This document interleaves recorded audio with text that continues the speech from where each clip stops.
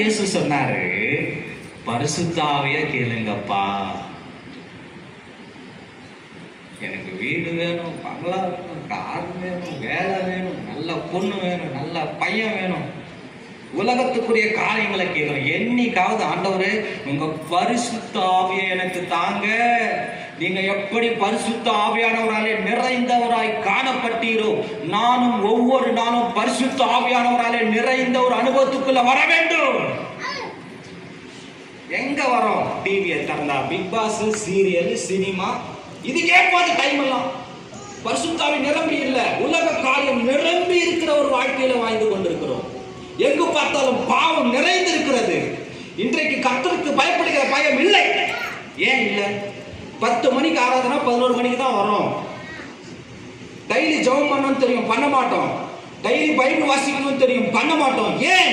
கர்த்தருக்கு பயப்படுகிற பயம் இல்லை. இந்த சரீரத்தை துணிகரமாய் பாவத்தோடு கூட வாழ்ந்து கொண்டிருக்கிறோம். ஏன் கர்த்தருக்கு பயப்படுகிற பயம் இல்லை? ஏன் இல்லை? பரிசுத்த ஆவியானவர் தான் என்ன செய்வாரு? அவருடைய வேலைகள் என்ன? ஒரு வசனத்தை நம்ம வாசிக்கலாம். ஏசாயா 11:2 வாசிங்க. ஏசாயா 11:2. ஏசாயா 11:2. நல்லா கவனிங்க. ஞானத்தையும் உணர்வையும் அருளும் ஆவியும் ஆலோசனையும் பலனையும் அருளும் ஆவியும் அறிவையும். இந்த வசனம் தாங்க எனக்கு ரொம்ப பிடிச்சிருக்கு. கர்த்தருக்கு பயப்படுகிற பயத்தையும் அருளும் ஆவியுமானவர். ஆமென். கர்த்தருக்கு பயப்படுகிற பயத்தை கொடுக்கிறவர் பரிசுத்த ஆவியானவர். அதுக்கு முன்னாடி பாருங்க, எத்தனை ஆசீர்வாதம். ஞானம் கிடைக்கிறது, அறிவு கிடைக்கிறது, உணர்வு கிடைக்கிறது, ஆலோசனை கிடைக்கிறது, பலன் கிடைக்கிறது. கர்த்தருக்கு பயப்படுகிற பயத்தை கொடுக்கிறவர் பரிசுத்த ஆவியானவர் தான். நீங்க கேட்கணும், ஆண்டவரே எனக்கு கர்த்தருக்கு பயப்படுகிற பயத்தை தாங்கப்பா.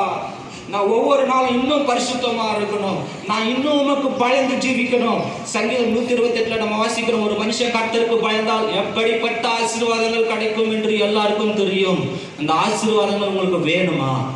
கர்த்தருக்கு பயப்படுகிற பயம் தேவை. கர்த்தருக்கு பயப்படுறதுன்னா என்ன? தீமையான காரியங்களை வெறுப்பது. அப்ப தீமையான காரியங்களை வெறுக்கணும்னா என்ன வேணும்? கர்த்தருக்கு பயப்படுகிற பயம். அந்த பயத்தை கொடுக்கிறவர் பரிசுத்த ஆவியானவர். நீங்க கேட்கணும், தாகமா கேட்கணும், பரிசுத்த ஆவியானவருக்குள்ள ஊற்றுங்கப்பா.